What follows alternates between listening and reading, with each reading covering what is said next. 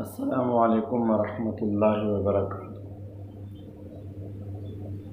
الحمد للہ الذی اعزنا بالاسلام واکرمنا بالایمان وشرفنا بنبیہ المصطفى والقرآن، احمدہ تعالی واشکرہ واشہد ان لا الہ الا اللہ وحدہ لا شریک لہ واشہد ان سیدنا وسندنا ومولانا محمدا عبدہ ورسولہ، اما بعد۔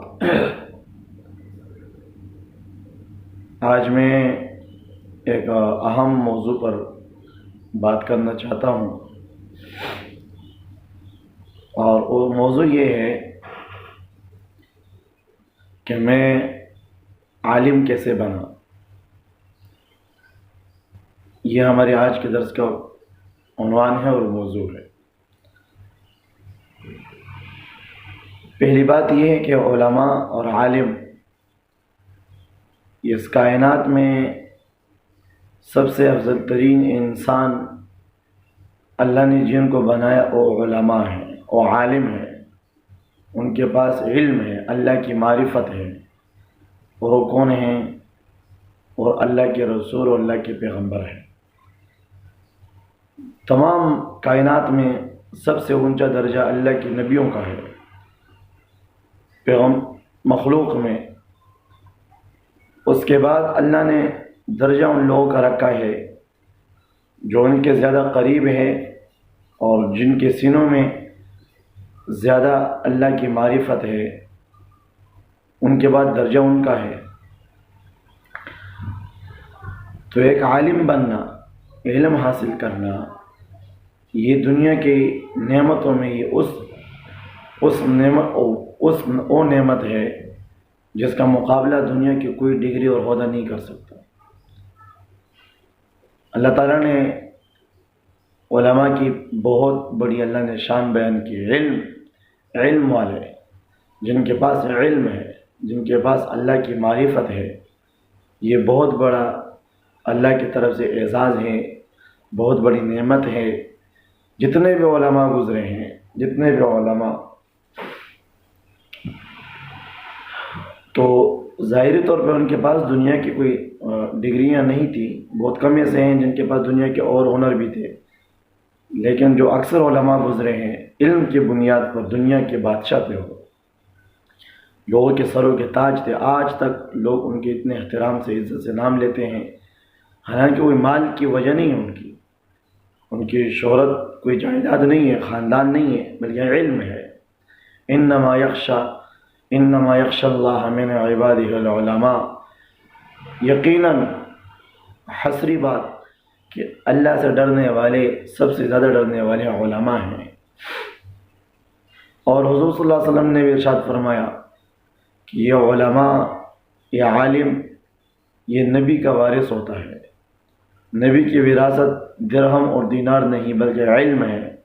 تو یہ لوگ، جو لوگ علم حاصل کرتے ہیں، یہ انبیاء علیہ السلام کے وارث ہیں، کیونکہ ان کی وراثت علم ہے۔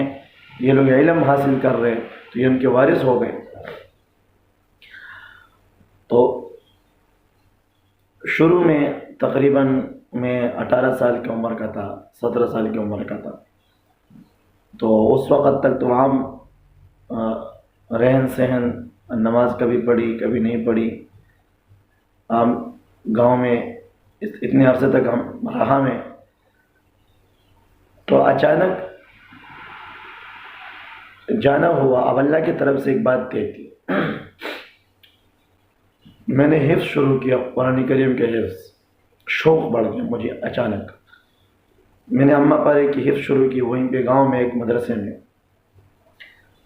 تو یہاں ہمارے کچھ قریبی رشتہ دار بھی تھے شہر کی طرف، تو ان سے رابطہ ہوا۔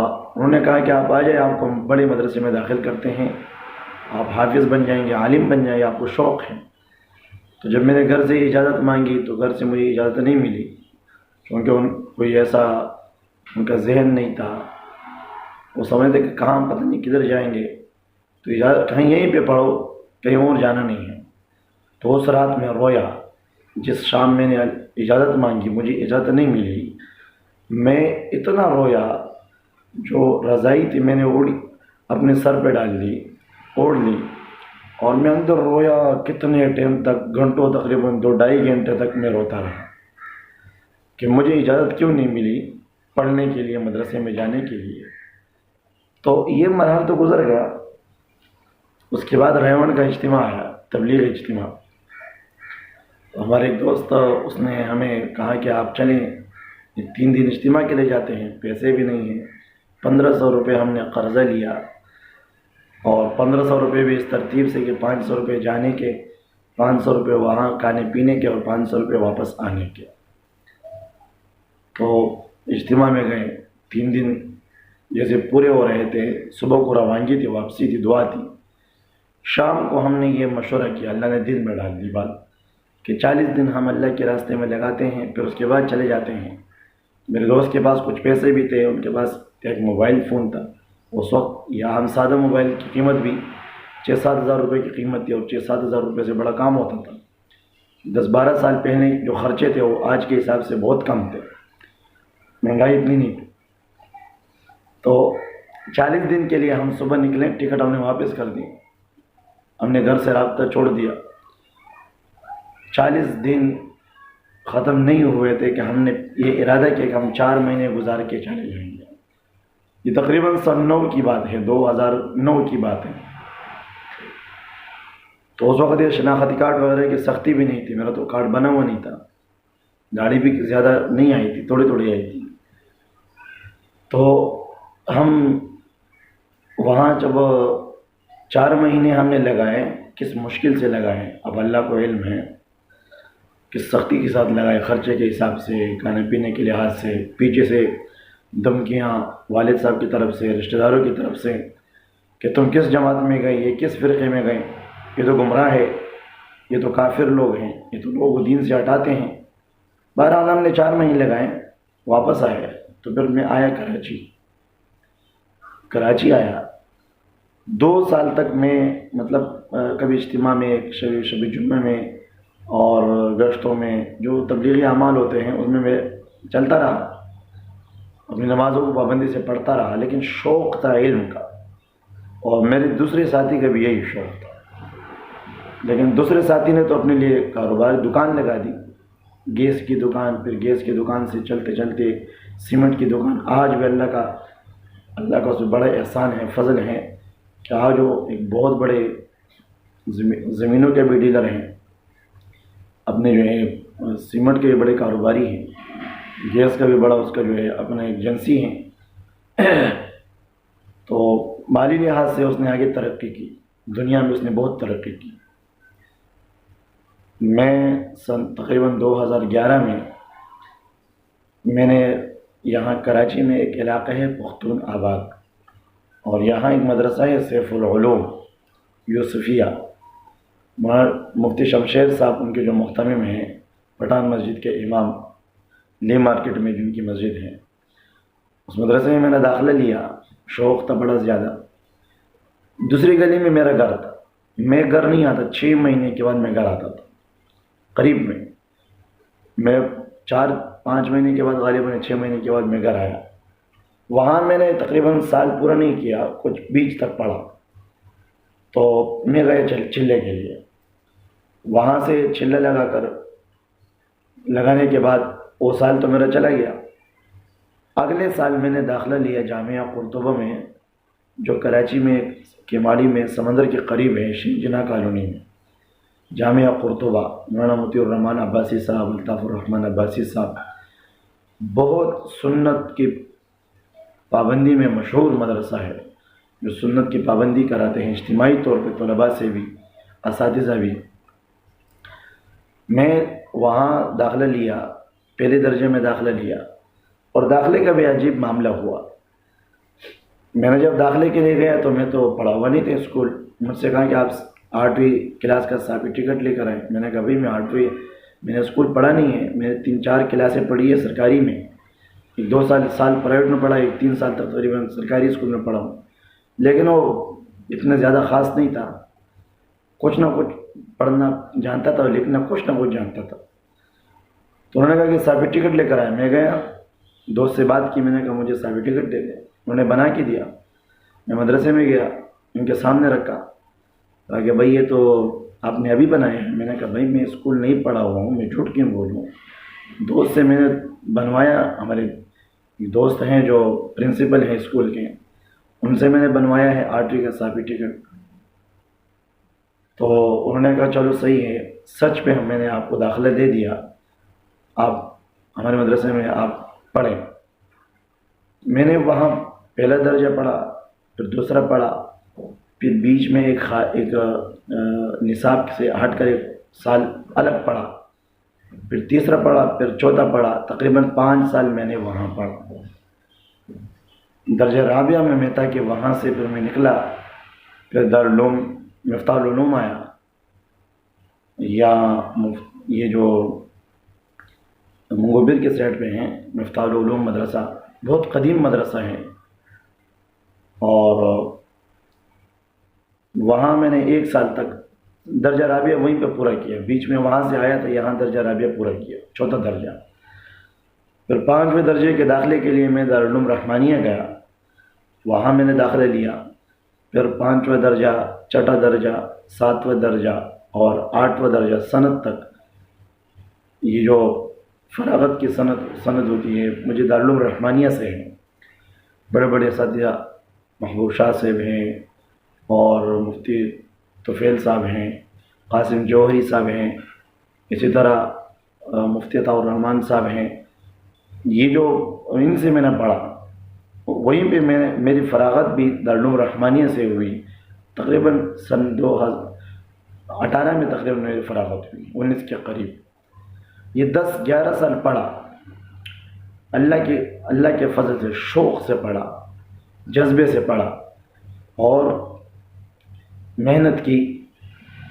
اب اللہ کا فضل ہے, ایک شوق تھا, جذبہ تھا. پیچھے سے لوگ کہتے تھے کہ آپ کی عمر زیادہ ہے, آپ نہیں پڑھ سکیں گے, لیکن میں نے کہا اللہ کی رحمت سے امید ہے, میں پڑھوں گا تو اللہ مجھے راستہ کھول دے گا. امام غزالی رحمۃ اللہ علیہ, یا کوئی بڑے عالم, غالباً امام غزالی رحمۃ اللہ علیہ, وہ پڑھ رہے تھے, استاد جی کے سامنے بیٹھے ہوئے تھے.